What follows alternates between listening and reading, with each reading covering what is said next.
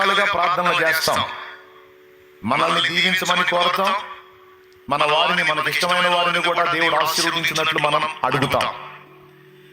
అయితే ఈ ప్రార్థనలన్నీ గాలికి పోవట్లేదు, ఈ ప్రార్థనలన్నీ అక్కడ వినబడతాయి. రెండవది, అక్కడ వ్రాయబడతాయి. దేవుని సముఖంలో వినబడతాయి, జ్ఞాపకార్థంగా వ్రాయబడతాయి. ఒట్టి ప్రార్థనలే కాదు, ఆ ప్రార్థనలు చేసేటప్పుడు మనం కార్చే కన్నీళ్లు కూడా అక్కడ రాయబడతాయని బైబిల్ గ్రంథంలో గతంలో మీకు చూపించాను. నేను 56వ కీర్తన 8వ వచనంలో, నా సంచారములను నీవు లెక్కించి ఉన్నావు, నా కన్నీళ్లు నీ బుడ్డిలో దాచి ఉన్నావు, అవి నీ కదిలలో కనబడును కదా అంటాడు. కదిలే అంటే పుస్తకం, పుస్తకంలో రాయబడ్డాయి నా కన్నీళ్ళని భక్తుడు ప్రార్థించాడు, దేవుడితో మాట్లాడాడు. బాగా వినండి, అంటే మన కన్నీళ్లు బుడ్డిలో దాచబడుతున్నాయి. అవి ఎన్ని సార్లు మనం కన్నీళ్లు గార్చామో అవన్నీ కూడా రాయబడ్డాయి. 2, మూడవది, మనం చేసిన ప్రార్థనలన్నీ కూడా దేవుని పాదాల చెంతకు వెళ్ళాయి. ఇప్పుడు కనీసం రోజులో ఒక్కసారైనా, కనీసం 2 సార్లైనా, కనీసం 3 సార్లైనా ప్రార్థించినప్పుడు తప్పనిసరిగా నన్ను బ్లెస్ చేయి తండ్రి, ఆశీర్వదించు తండ్రి అనేది ఖచ్చితంగా అడుగుతుంది. రోజు తప్పనిసరిగా మన ప్రార్థనల్లో నన్ను ఆశీర్వదించు ఆశీర్వదించు అని మనం దేవుని ముందు చేసే మనవి దేవుని సముఖంలోనికి వెళుతుంది, జ్ఞాపకార్థంగా చేర్చబడుతుంది, వ్రాయబడుతుంది అని నేను చెప్పాను. అది ఎన్నిసార్లు అంటే చాలా సార్లు. ఎన్ని రోజులు నువ్వు ప్రార్థించావో, ఎన్నిసార్లు ప్రార్థించావో, ప్రార్థించిన ప్రతిసారి నన్ను ఆశీర్వదించు అనే మాటలు అక్కడికి వెళ్తాయి. అయితే ఇక్కడ గమనించాల్సినటువంటి విషయం ఏంటంటే, నువ్వు ఆశీర్వదించమని అడిగినప్పుడు, అది కూడా అనేక సార్లు నువ్వు అడుగుతున్నప్పుడు, తప్పకుండా దేవుడు ఆ విషయమై శ్రద్ధ నిలుపుతాడు. నిన్ను ఆశీర్వదించాలని దేవుడు పూనుకున్నప్పుడు, దేవుడు చేసేటువంటి ఒక పనిని నీ దృష్టిలోనికి తీసుకొని రావాలని ఈ అంశం ఎత్తుకున్నాను. ఏం చేస్తాడు? నిన్ను ఆశీర్వదించాలని దేవుడు అనుకున్నప్పుడు ఏం చేస్తాడంటే, ఆశీర్వాదానికి తగిన వ్యక్తిగా ముందు నిన్ను సిద్ధపరచుకుంటాడు. నువ్వు ఆశీర్వదించు అనగానే వెంటనే ఓకే ఆమేన్ అనడు. దేవునికి స్తోత్రం. ఎందుకంటే ఆశీర్వాదాన్ని తట్టుకోవడానికి కూడా శక్తి కావాలి. కొంతమంది ఆశీర్వదించబడక ముందు బాగున్నారు, ఆశీర్వదించబడ్డ తర్వాత ఒక దారయ్యారు. గర్వహృదయులై, పనికిమాలినోళ్ళై, లోకానుసారులై, శరీరానుసారులై పాడైపోయారు. వాళ్ళు ఆశీర్వదించబడక ముందు దీనస్థితిలో ఉన్నప్పుడు వాళ్ళు క్రమంగా ఉన్నారు, దేవుని యందు భయభక్తులు కలిగి ఉన్నారు, అన్ని లెక్కలు బాగున్నాయి. వాళ్ళు ఎప్పుడైతే దేవుని ఆశీర్వాదాన్ని పొందారో, ఆశీర్వాదం పొందిన తర్వాత దెబ్బతిన్నారు. ఎక్కడ దాకా అవసరం, దావీదు సంగతే చెప్తా. మళ్ళీ గొర్రెలు కాసుకునేటప్పుడు, ఇంట్లో అందరి చేత చీచా అనిపించుకునేటప్పుడు, అందరి చేత పనులు చెప్పించుకొని పనులు చేసే స్థితిలో ఉన్నప్పుడు, ఎండకెండి వానగడలిసి నానా బాధలు పడుతున్నప్పుడు దావీదు బాగానే ఉన్నాడు.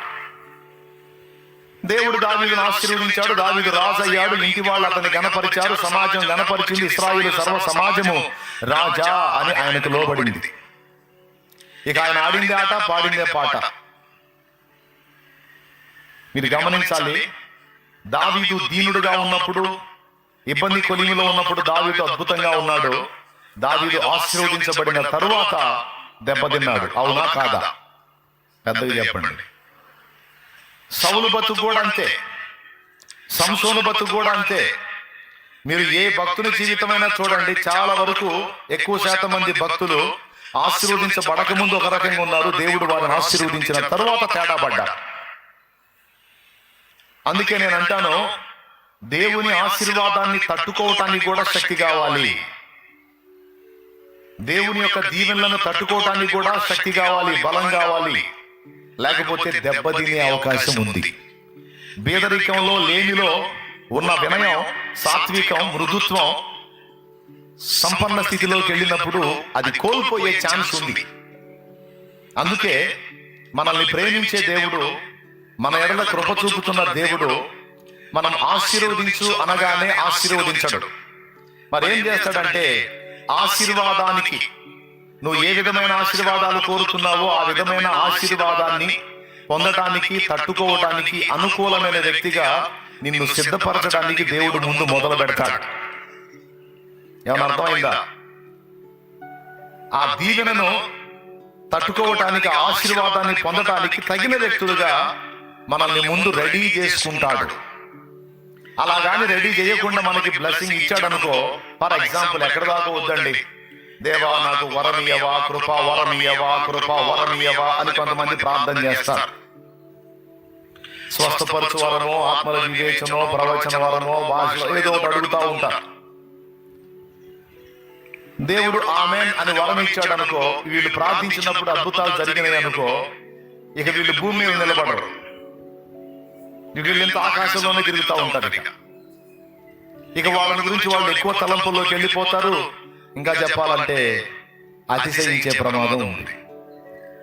అలా అతిశయించి గర్వహృదయులైతే వాళ్ళు దేవునికి హేయులవుతారు, అసహ్యులవుతారు. ఇప్పుడు లేని వరం ఇయ్యనేలా, దాన్ని చూసుకొని నువ్వు మిడిసిపడనేలా, నేను నిన్ను అసహించుకోనేలా? అవునా?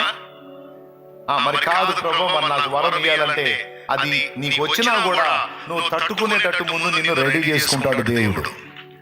అర్థమైతే స్తోత్రం చెప్పు, పెద్దగా చెప్పు. దాన్ని తట్టుకునే వ్యక్తిగా ముందు నిన్ను రెడీ చేసుకుంటాడు. అది దేవుని పద్ధతి. ఆ తర్వాత పర్వాలేదు, సిద్ధపడ్డాడు, సిద్ధపడింది, ఇంకా నేను బ్లెస్ చేసిన, ఆశీర్వదించిన ప్రమాదం ఉండదు అనుకుంటే అప్పుడు తప్పకుండా నువ్వు అడిగినటువంటి ఆ కృపలను నీకు దయచేస్తాడు ఆయన. ఇక్కడ రెండు పద్ధతులు దేవుడు పాటించినట్టు మనకు కనపడింది. కొంతమందిని ముందే ఆశీర్వదించి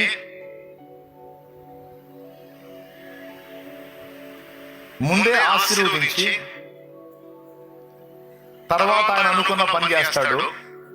కొంతమందిని ముందు అనుకున్న పని చేసి తర్వాత ఆశీర్వదిస్తాడు.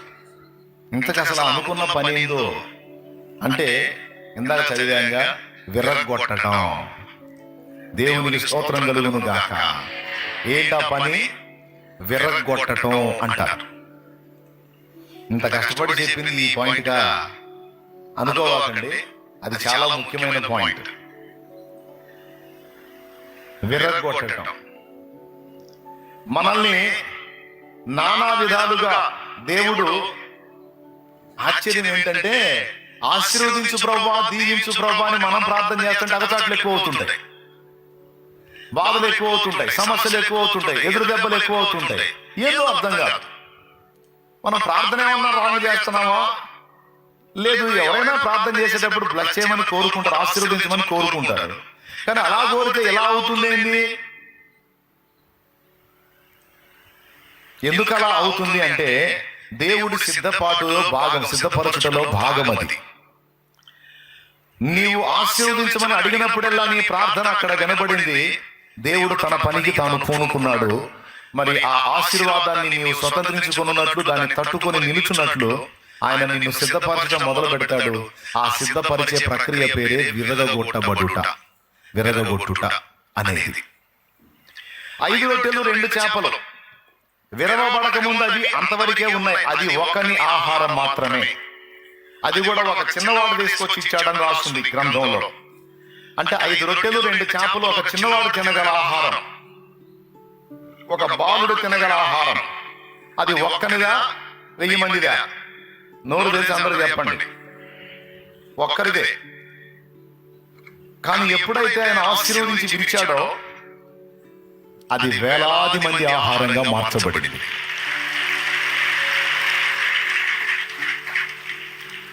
అంతకుముందు అది ఒక్కరికే పనికొచ్చేది. ఆయన ఆశీర్వదించి విరిచిన తర్వాత అది వేలాది మందికి ఉపయోగంగా మారింది. స్తోత్రం. అందుకే భక్తుడు పాడాడు ఒక పాట, విరిగిన మనసు నలిగిన హృదయం. పాట ఎత్తుకోగానే విరిగే పాటలోకి వెళ్ళొద్దు. పాటలోని పదాలు ఎన్నో విను, పదాలు ఏం చెప్తున్నాడో విను. ఆ పదాల్లోకి నువ్వు ఎంట్రావు. అవి నీ పదాలుగా దేవునితో మాట్లాడుకో. ఇప్పుడు పాడతా. అంటే నువ్వు కూడా పాడొచ్చు, ఇబ్బంది ఏం లేదు. కానీ కొంతమంది పాట మీద మైండ్ పెట్టి పదాలు వదిలిపెడతారు. అలవాటు అయిపోయి పరలోక ప్రార్థన చేయండి అంటే పరలోక వందన మాత్రాన్ని రాజ్యం వచ్చిందా అన్నట్టుగా మంత్రాలు చదివినట్టు. అసలు నామం పరిశుద్ధపరచబడటం అంటే ఏంటి, రాజ్యం రావటం అంటే ఏంటి, కొంచెం ఆలోచించాలి కదా. చిత్తం నెరవేరటం అంటే ఏంటి? ఏం కాదు, పరలోక ప్రార్థన చేయండి అంటే పరలోకమందున్న మా తండ్రి, నీ నామం పరిశుద్ధపరచబడును గాక, నీ రాజ్యం మాకు వచ్చును గాక, నీ చిత్తం పరలోకమందు నెరవేర్చినట్టు భూమి అని నెరవేరును గాక, మాకు కావాల్సిన ఆహారం మీద మాకు దయచేయి, మా పట్ల అపరాధం చేసిన మేము క్షమించిన ప్రకారం మేము అపరాధం క్షమించు, మమ్మల్ని శోధనలో దగ్గర దృష్టి నుంచి క్షీణించి తప్పించి రాజ్యం బలం మహిమ శక్తి సర్వ నిరంతరం మేము తండ్రి. ఆమె బాగా చెప్పి చెప్పి చెప్పి చెప్పి అలవాటు అయిపోయి అందులో ఉన్నటువంటి విషయాలను ఆలోచించడం మానేసి మంత్రాలు చదువుకుంటూ పోతుంటారు. అట్లా కరెక్ట్ కాదు.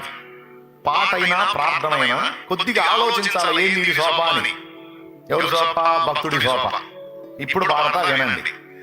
విరిగిన మనసు నలిగిన హృదయం, విరిగిన మనసు నలిగిన హృదయం, నీకిష్టమైన బలియాగములా నీ చేతితోనే విరచిన రొట్టెలై ఆహారమౌదును అనేకులకు, నీ చేతితోనే విరచిన రొట్టెలై ఆహారమౌదును అనేకులకు. మహిమ స్వరూపుడా మృత్యుంజయుడా, మరణపు ముల్లును విరచిన వాడా, నీకే స్తోత్రం.